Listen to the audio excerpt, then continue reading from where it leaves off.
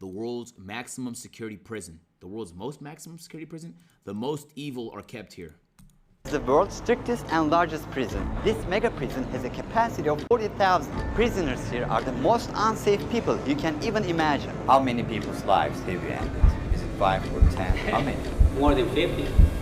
MS-13 and many other gangs. These are animals. These aren't people. They're psychopaths, sociopaths, the kind of people we have here. We are about to see the worst of the worst. Welcome to CCON, the world's largest prison by capacity in El Salvador, which was constructed to imprison the highest profile criminals. Those who enter this prison are destined never to leave alive. There's no way out. How are you gonna come out of this? The reason why this small country of 6 million needs the largest prison is the gangs. Once dominating the country, these gangs faced a dramatic crackdown starting in March 2022. Under President Nayib Bukele's administration, over 70,000 individuals, about 2% of the country's adult population, were arrested within just 16 months. Buses transported thousands of chained gang members to CCOT in a tightly coordinated nighttime operation. Sitting one behind the other, heads lowered, they looked like a single mass. Surrounded by armed guards, none of them looked like a single mass. Surrounded by... What's the f?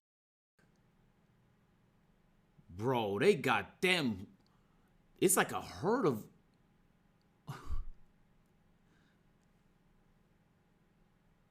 It's almost like they're not human. I'm not getting a very inhuman vibe here. And I don't know what these get up to deserve this treatment, but it's like these are the shepherds, and this is just the cattle. This is insane. By armed guards, none of them dared to resist commands. They have no soul. Their life has changed in a day. In this documentary, we will interview one of them, one of the most ruthless gang leaders, known by the nickname Psycho. 10 minutes. You only have 10 minutes. Built in 2022, this massive... And they put this bitch in the middle of nowhere, nigga. God damn. Oh, shit. Prison is made up of 8 separate modules spread over 410 acres of land. Each pair of modules is enclosed by 2 separate 3-meter-high walls with razor wire. The entire facility is surrounded by a towering 9-meter-high wall with a 3-meter-high electric fence the most interesting shit. Like, you never even think of it. Volts. 19 watchtowers are ensuring nothing escapes notice. The entire design doesn't just prevent escape, it erases the very idea of it. Hello. Hello, we have permission from the presidency. Of what? The country? The soldiers stopped us. Oh shit, god damn. I guess before you do some shit like this, you do get permission from the fucking president. Notice, the entire design doesn't just prevent escape, it erases the very idea of it. Hello. Hello, we have permission from the presidency. Of what? The country? The soldiers stopped us.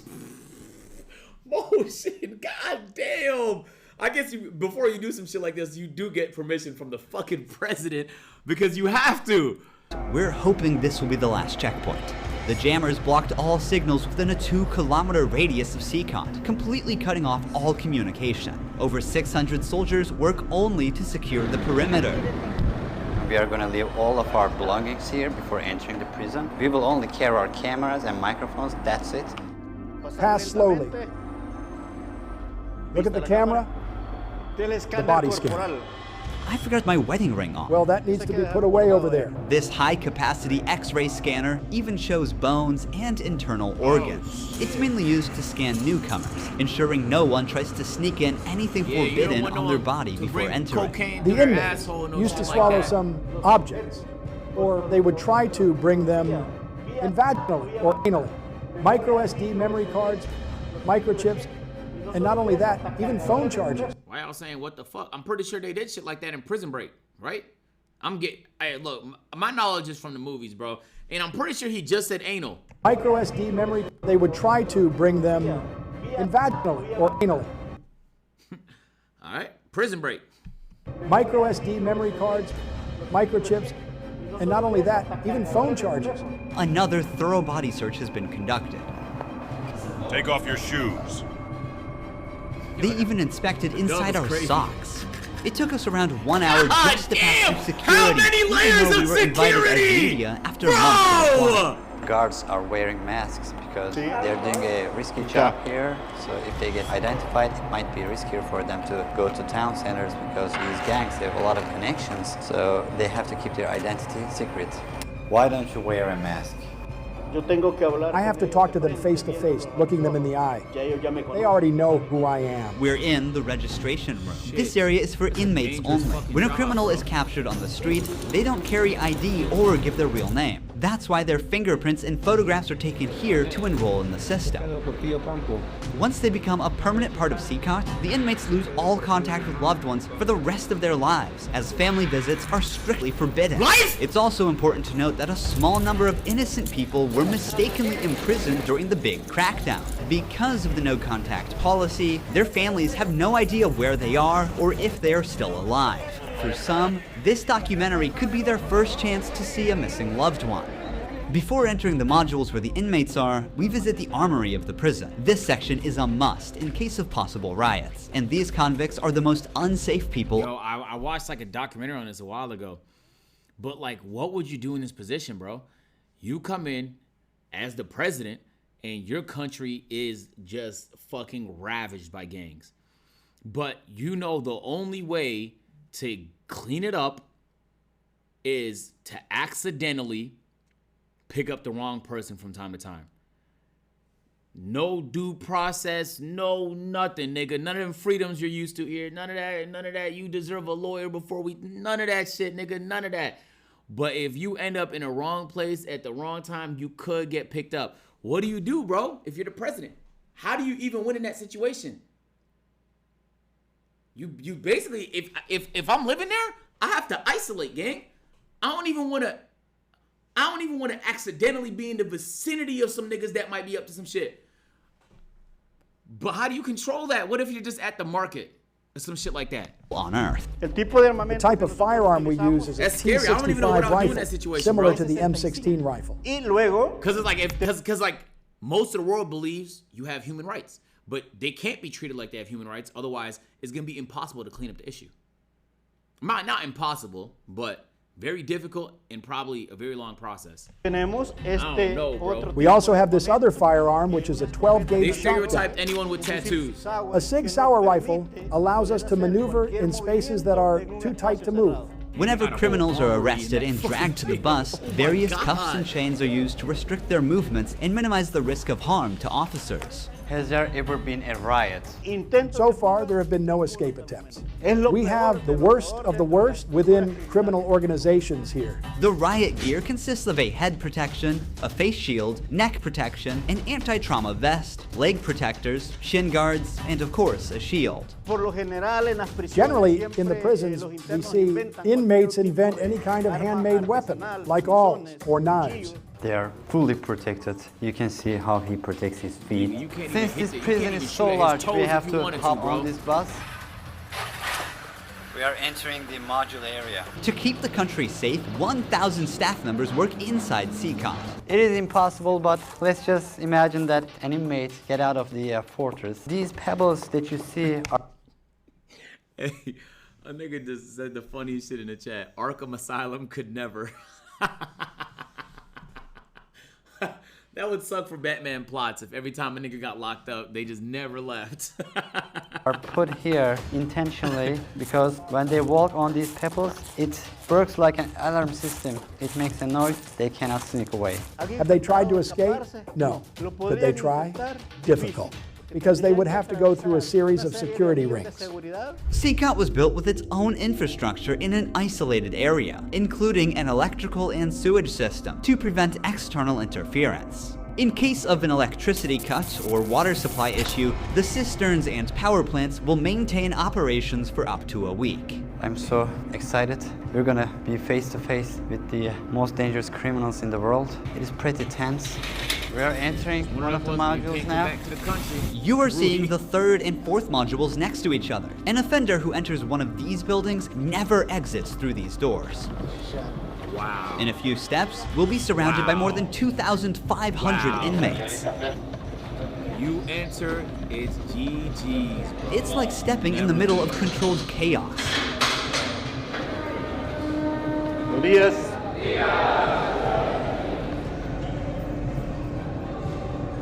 What in the Squid Game? This is so intense. Their eyes are all on me, following my every step. No cap. It's one of them scary games where everybody's like eye tracking you, no matter like where you go. Like they have, bro. This is fucking creepy, bro. Getting Oh my an eye God. contact with them. Oh, because you know they don't get guests. There are so many of them.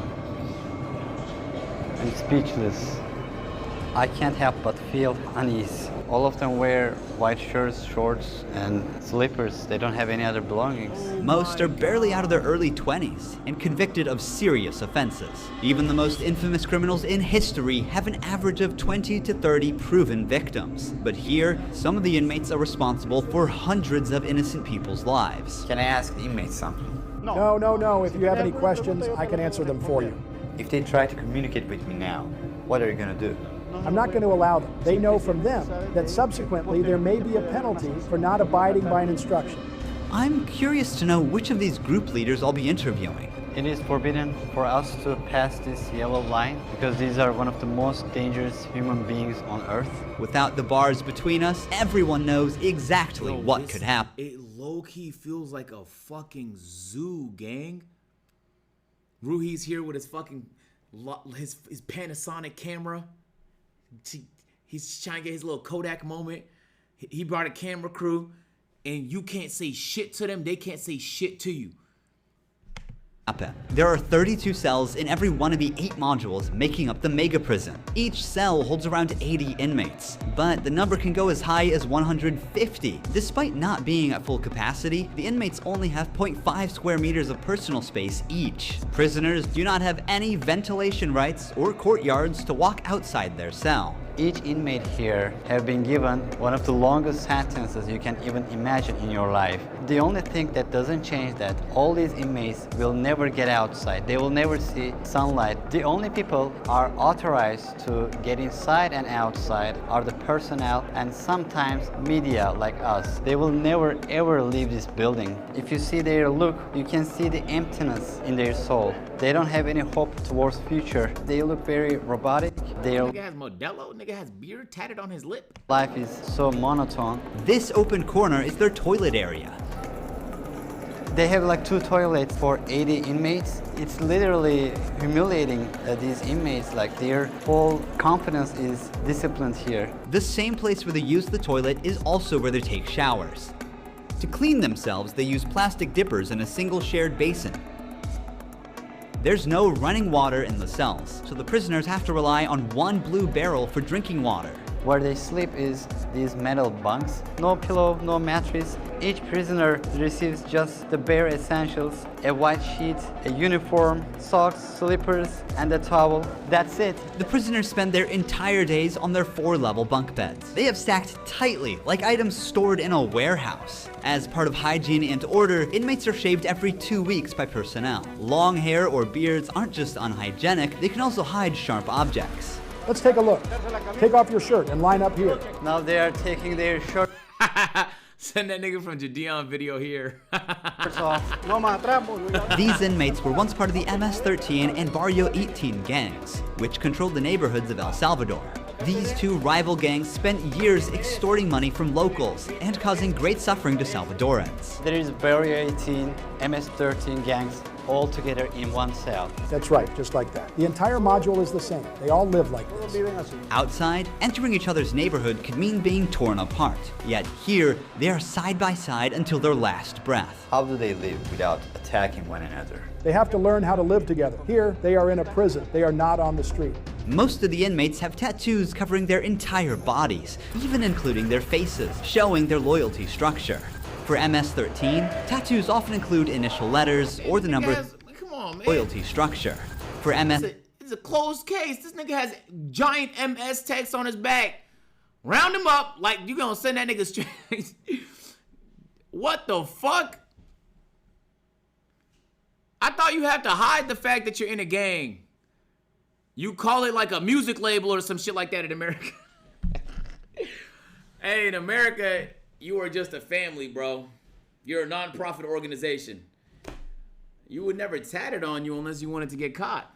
S13, tattoos often include initial letters or the number 13. Members of the other gang use symbols like 18 or 666, which add up to 18 and symbolize the devil, or they use Roman numerals. Having gang tattoos on one's face is a clear sign that they are one of the most ruthless and high-ranking members of the organization. Crossing paths with such a person on the street is the same as staring death in the face. A spiderweb tattoo represents being caught in the web of justice and serving a long prison sentence. The devil horns tattoo is a dark symbol that represents these individuals' worship of the devil. Some even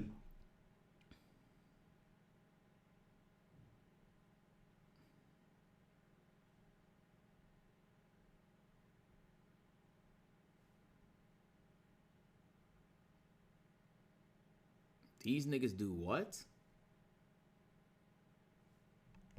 claim that they carried out their actions under the devil's command.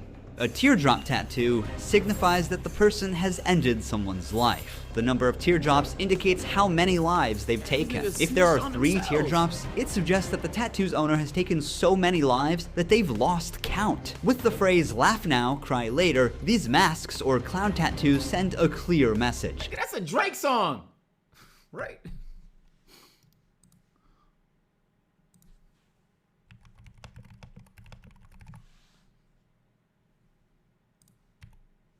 Stay strong in the face of hardship now and deal with the consequences later. Are all these people truly bad? They're on another level. Nigga said my dream job is being a tattoo artist there.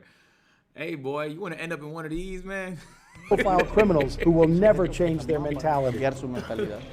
If you look at the upside, there's a catwalk area. Guards consistently watch over the inmates from this elevated spot above the cells. If anything suspicious occurs, they will intervene while an extensive network of cameras observes every corner 24/7, ensuring nothing goes unnoticed. The modules are kept lit all day and night for monitoring. When the sun goes down, the lights stay on all the time. They are constantly being observed. I think this is one of the hardest things. When they try to sleep, they use their towels and cover their eyes to block the light. Right. I confused it too. My bad. They some both of start with the M. important lessons from the Bible to the inmates. They're doing physical exercise over here. There's a trainer there. This is the only time these inmates get out of their cells. These activities take place for a total. No, I'm mind blown they even get a chance to do this, bro.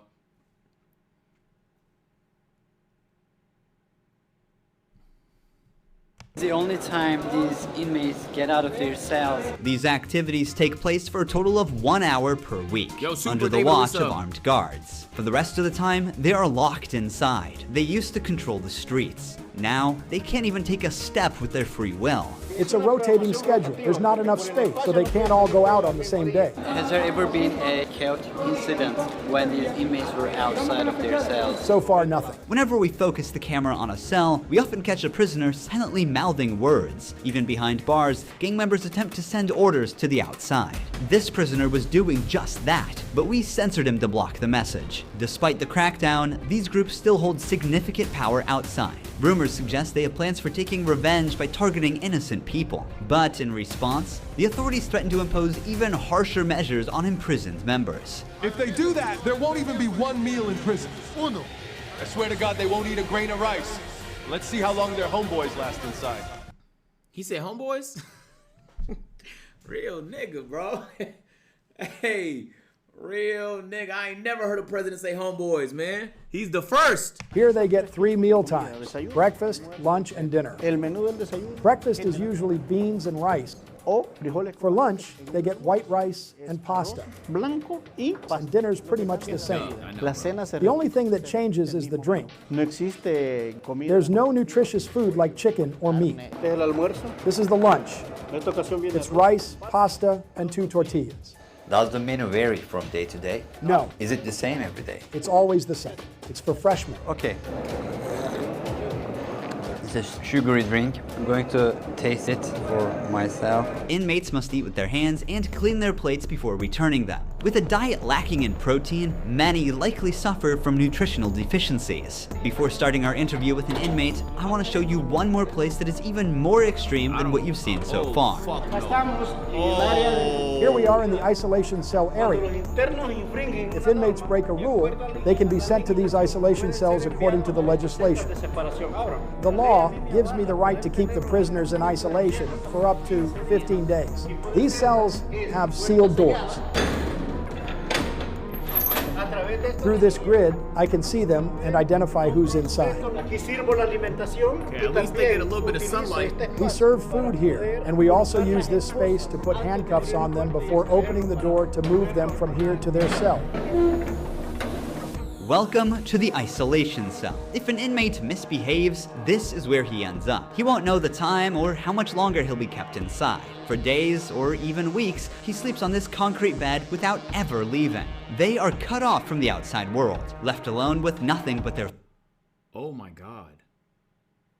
I take back what I said about the sunlight. Bro, you are in complete darkness for up to 15 days. No sound, no sensory of any, no nigga, you can't, bro, you might even forget you're alive by day 15.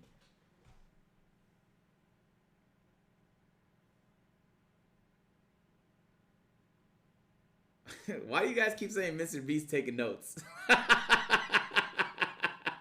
Bro, why you guys Hey boy, why you guys keep saying that, bro? thoughts. This is where they supply their water. There's a water basin here. They take their water here. Beast Game and Season 2. This is where they pee. The basin for drinking water and the toilets are located side by side. The toilet looks recently used and dirty, suggesting that this cell has recently been used. The only light they have is this little hole that barely lets the sunshine in. This openness is also the sole source of fresh air.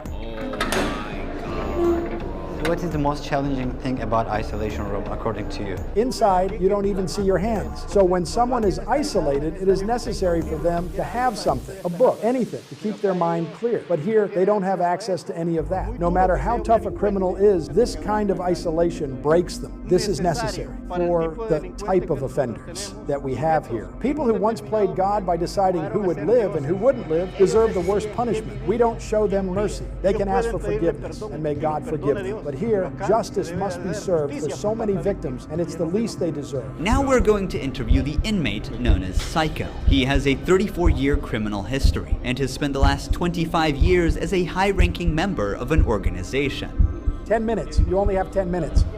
12 guards are barely enough to ensure the safety around this inmate. Remove the mask.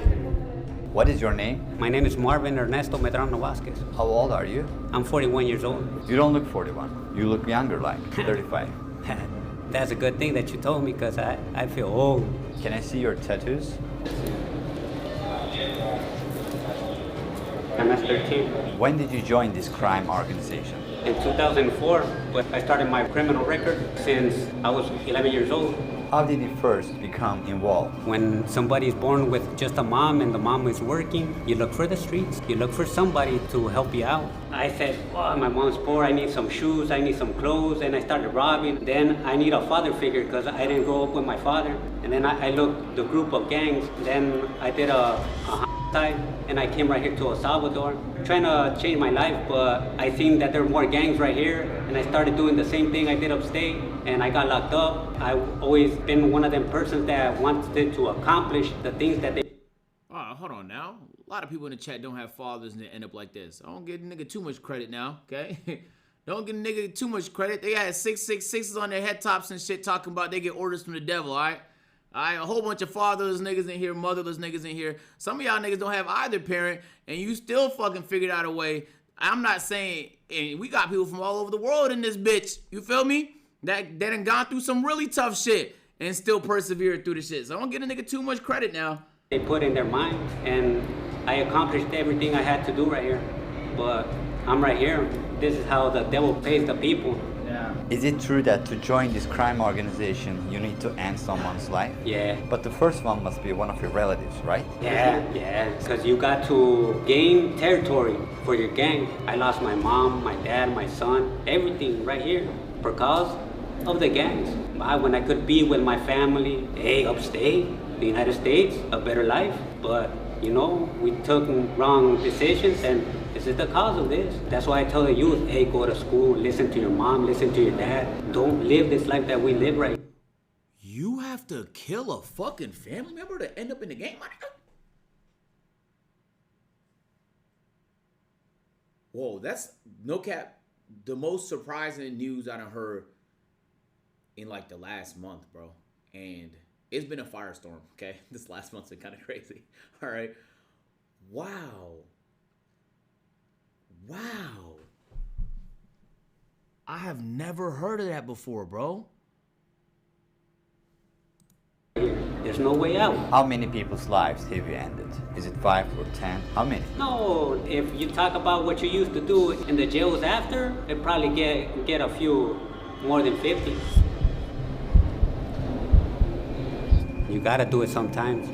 How did you become cold-blooded and merciless in time? I can't really respond you with that question. How do you feel about not seeing your family forever since you're in Sakat? I feel bad because I seen my son the last time when he was 5 years old, and he's 21 years old right now. I want to see him. I want to tell him, hey, don't do the same things that your dad did. Look for a good life. People who have fallen victim because of you will never see their loved ones again. You will also never see your family. How do you cope with... Ruhi, chill, bro. They say this nigga's very dangerous, bro. Chill, gang, chill, bro, chill.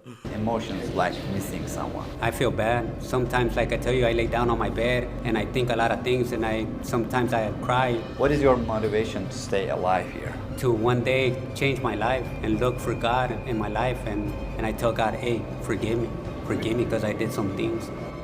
Okay. Finally, we see the sunlight. Honestly, Sakat is a place you will never wish to end up in, even as a visitor. But for the people who victimized Salvadorans, it is now their forever home. These criminals took the innocent people's right to live, and now they're paying for it. The Salvadorian government's message is clear. Crime is no longer tolerated and the punishment is severe. El Salvador once had the highest rate of lives lost due to widespread chaos. During its peak, 104 out of every 100,000 people lost their lives in a single year. Previous administrations agreed to a truce with these groups, but this couldn't bring lasting order. Although the current government's methods are controversial, by 2023, the number dramatically dropped to 2.4 per 100,000 people, placing El Salvador among the safest countries in the world for the first time. Did they go from one of the most dangerous to one of the safest countries in a single calendar year? In a single calendar year, my nigga? Oh, shit. What the fuck? Damn. So far, the results are undeniable. Peace has returned to the neighborhoods. But what about those who were wrongfully imprisoned? Is it true justice or way to control chaos? Are we seeing a lasting solution or just a temporary fix? For now, the answer remains unclear, and the world continues to watch. Yo, Ruhi, you cooked with this video, bro. Thank you for watching this documentary. See you in the next one. Don't forget to subscribe. Ruhi Chen. What? The center of the earth? Don't mind if I fucking do, my nigga. I haven't seen this video. It was here. Okay, all right. First thing I want to say, that's scary, bro. Even though this is controversial, I will say, I think I support it, bro. And even though that means some innocent niggas can get locked up and shit like that, I'll be honest, some innocent niggas get locked up even in our system here in America, my nigga. Some innocent niggas still get locked up. So we might, like, what else if the problem is so cultural? Gang, you have to kill a family member to enter, and there's that many niggas in there? There should be a total of one nigga in that group entirely, just based off that criteria. So, man, in 1 year, wow, that is fucking insane. I really wonder what I wish there was the other side to this. You feel me? Because obviously the president approved this and shit like that. There's only so much nigga can say in the video. But I wonder what the other side to this shit is. I wonder what the stories are like where people got rounded up and are now in prison for the rest of their life. Family don't even know. I want to hear those stories too, bro. But man, you can't, bro. It almost feel like fake stats. It feel like you can't make that much progress in a year. He seemed remorseful. Gang, you're just a good person. So that's all it is, bro. It's so easy to trick good people, bro. Yeah, evil could look you in the eye and look so pretty and look so nice and look so appealing, and it could ruin and ravage everything you know and love, bro. I'm not buying that. Like, no matter how bad you feel, because you still have your humanity, you have to remember who you're dealing with. Okay? If this is your friend, obviously this is a human being, treat him with. But when this is a nigga that killed dozens of people, yo, he has no more soul left. So don't treat you, when you look at him, don't feel bad for nigga. He's soulless. The nigga's soulless. You don't get to that point with a soul. I'm telling you, like he sold it to the devil of all people. And I almost felt bad for him at one point in the video too. I had to check myself in my brain. I'm like, nah, this nigga, remind yourself who you're dealing with, bro. Jeez Louise, man. That was a fantastic video. God damn. S tier. Oh, so you like the video? Boom. You're gonna like that one too, man. Go ahead, just. Bro, click the video. What the? Bro, that's what I be saying. Like,